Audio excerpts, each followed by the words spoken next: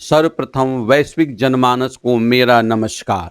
देखिए, आज हम लोग एक ऐसे प्रसंग पर चर्चा करने जा रहे हैं जो अपने आप में सार्वत्रिक है, सर्वव्यापी है और संपूर्ण है, अर्थात पृथ्वी का पर्यावरण।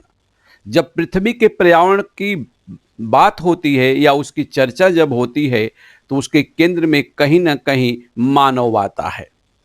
अगर आज हम बात करें प्राकृतिक पर्यावरण और मानव के मध्य की जो स्थिति है, तो आज विश्व का मानव, आज की मैं बात कर रहा हूं, तो आज विश्व का मानव लगभग 787 करोड़ हो चुका है और उसमें से 139 करोड़ भारतीय मानव है या भारतीय जनमानस है।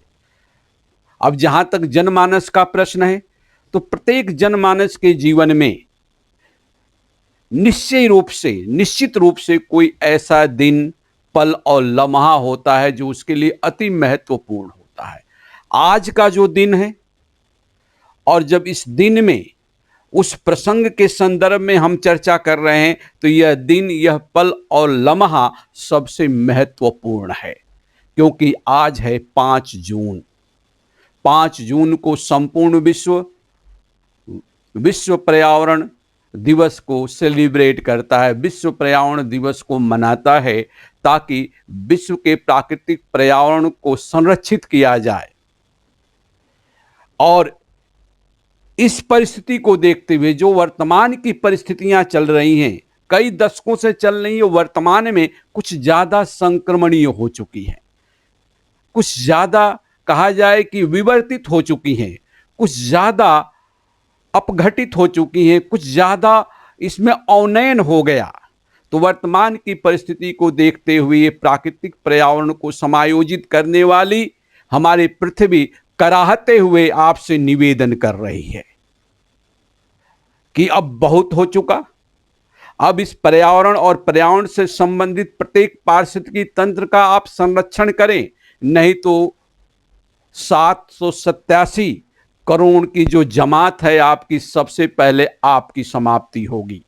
इसके महत्व को देखते हुए इस वैश्विक विश्व पर्यावरण दिवस के दिन यूएनओ के नेतृत्व में जो थीम रखी गई 2021 विश्व पर्यावरण दिवस के लिए, अर्थात 2021 के विश्व वैश्विक पर्यावरण दिवस के लिए या विश्व पर्यावरण दिवस के लिए, उस थीम का शीर्षक है इकोसिस्टम रीस्टोरेशन, अर्थात पारिस्थितिकी तंत्र में हम सुधार करें, उसे संरक्षित करें।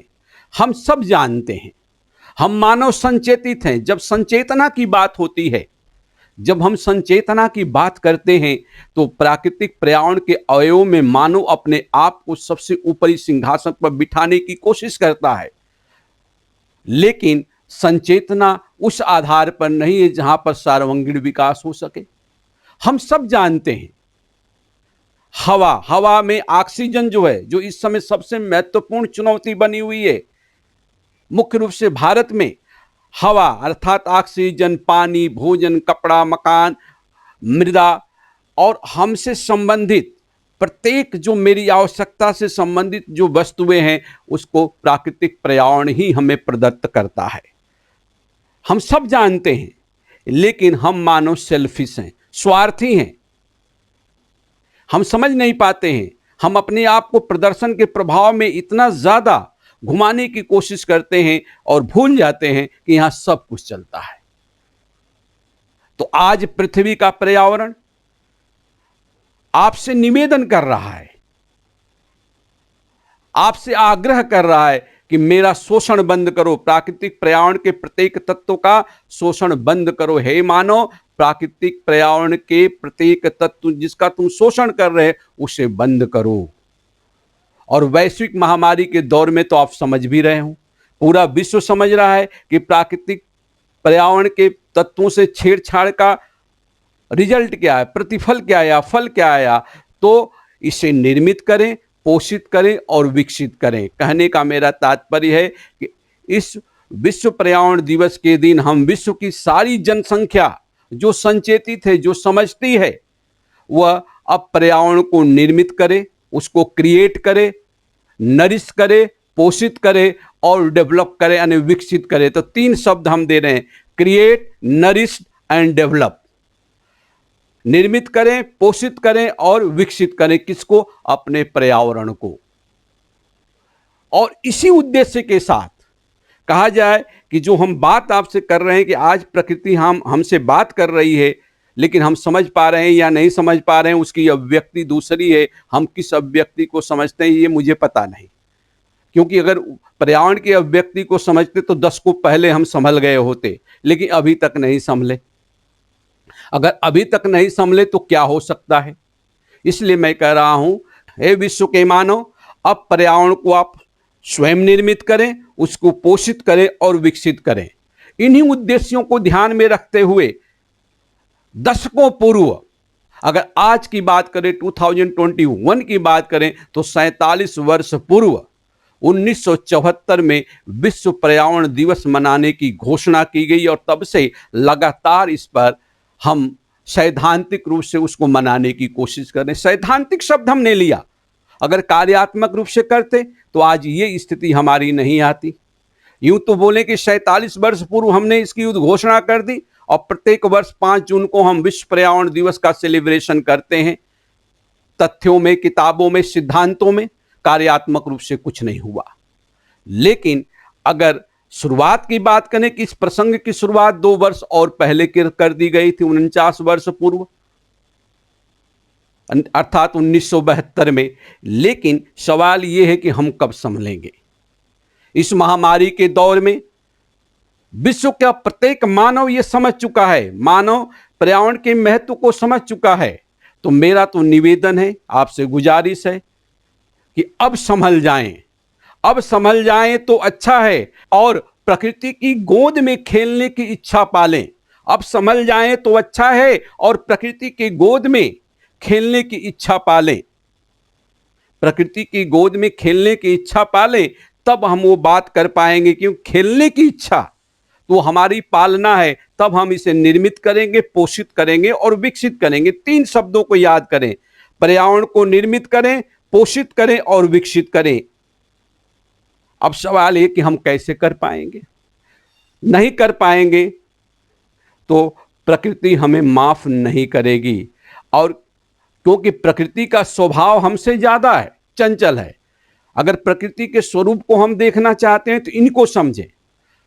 यहां पर पूरे प्राकृतिक पर्यावरण में जो हम लोग हैं, या जितना भी ये जो हमारी सुंदर सा ग्रह रूपी पृथ्वी है, जिसको मां कह के हम पुकारते हैं, यहां का प्रत्येक तत्व प्राकृतिक पर्यावरण से संबंधित है। अगर एक तत्व में विचलन हुआ तो सबसे ज्यादा इसका प्रभाव मानव पर पड़ेगा, क्योंकि मानव इस प्राकृतिक पर्यावरण रूपी बिल्डिंग के छत पर है। बोला ना कि हम सबसे ऊपर हैं, तो भाई भूकंप आएगा तो सबसे ऊपर वाला ज्यादा चोटिल होगा या सबसे नीचे वाला? ये स्वाभाविक पक्ष है। तो यहां प्राकृतिक पर्यावरण में प्रत्येक तत्व एक दूसरे से अंतर संबंधित है, और बहुत से तत्व जो इनविजिबल हमें दिखाई नहीं देते, वह भी हमें कैसे प्रभावित कर सकते हैं, कैसे कर रहे हैं, ये अब हमें बताने की जरूरत नहीं है। कोविड-19 के दौर में एक ऐसा तत्व जो जीव और निर्जीव, सजीव और निर्जीव के बीच की कड़ी कहा जाता है, वायरस, किस कदर हमें परेशान कर दिया। तो यहां सब कुछ एक दूसरे से संबंधित हैं। अगर मृदा को प्रदूषित करोगे वह भी संबंधित, हवा को प्रदूषित करोगे वह भी हमसे संबंधित, क्योंकि सब कुछ यहीं से आ रहा है, हवा, पानी और मिट्टी से। तो सबसे पहले प्राकृतिक पर्यावरण के अंतर्गत सब कुछ अंतर संबंधित है। और दूसरा तत्व जो कि बहुत अच्छा है, इस तथ्य को हमें समझना है, सिक्के के 2 पहलू हैं। प्राकृतिक पर्यावरण हितैषी है, प्राकृतिक पर्यावरण हितैषी है, लेकिन इसका दूसरा पहलू है कि प्राकृतिक पर्यावरण दुराग्रही भी है। प्राकृतिक पर्यावरण क्षणभंगुर है, लेकिन यह टिकाऊ भी है। लेकिन सबसे जो कष्टकारी प्रवृत्ति है हमारे लिए, आपके लिए, मानव सभ्यता के लिए, कि प्राकृतिक पर्यावरण अति चंचल है। अगर वो अपनी चंचलता दिखाए तो हम एक पल उसके सामने टिक नहीं पाएंगे। तो हमें ध्यान देना है, हम ध्यान रखें कि हमारा भविष्य, जो सतत विकास का मूल थीम है, हमारा भविष्य सुरक्षित रहे। तो हमारा भविष्य भूत में किए गए कार्यों और वर्तमान में किए जा रहे, हमारा भविष्य भूत में किए गए कार्यों और वर्तमान में किए गए कार्यों की प्रकृति पर निर्भर करेगा कि वह भूत में हमने क्या किया और वर्तमान में मैं क्या कर रहा हूं। भूत में तो जो हो चुका उसको रीस्टोर हमें करना, इसलिए थीम रखी गई इकोसिस्टम रीस्टोरेशन की कि हम रीस्टोर करें वर्तमान में मैं क्या कर रहा हूं। इसी पर हमारा भविष्य निर्मित है। तो हमें क्या करना चाहिए? तो कुल मिलाकर जैसे 3 शब्द हमने दिया, क्रिएट, नरिश एंड डेवलप। पर्यावरण को निर्मित कीजिए, पोषित कीजिए और विकसित कीजिए, क्योंकि अगर जो कुछ हो रहा है, जो हम दिवस मना रहे हैं, जो प्रवृत्तियों को लेकर पालते हैं सैद्धांतिक रूप से, उस संदर्भ में अगर मैं बात करूं और वहां पर्यावरण की प्रवृत्ति को जोड़ूं तो 2 लाइन इसके संदर्भ में क्या कहा जा सकता है? अब कारवां निकल चुका है, अब कारवां निकल चुका है, नियति के नियमानुसार ये निरत ही रहेगा। अब कारवां निकल चुका है, नियति के नियमानुसार यह निरत ही रहेगा। इसमें हम कोई परिवर्तन नहीं कर सकते, परिवर्तन करेंगे तो उसका दुष्परिणाम हमें भुगतना पड़ेगा। आपसे रिक्वेस्ट है, यदि हमारी अभिव्यक्ति, हमारी प्रस्तुति आपको पसंद आ रही है तो थोड़ा सा, सब कुछ प्रक्रियाएं निःशुल्क होती हैं। यदि मेरी प्रस्तुति, मेरी अभिव्यक्ति, मेरी विवेचनाएं आपको पसंद आती हैं तो जो चैनल है जिसके माध्यम से आपके सामने मैं आ रहा हूं उसको सब्सक्राइब भी कर दें, निःशुल्क है, लाइक भी कर दें और कमेंट भी करें। जब आप सार्थक कमेंट करोगे तो हम आपके सामने आएंगे। जैसा कहा कि अब कारवां निकल चुका है, नियति के नियमानुसार ये निरत ही रहेगा। और कुछ प्रमुख प्रसंगों के साथ लगातार मैं उपस्थित होता रहूंगा। धन्यवाद। जय हिंद, जय भारत।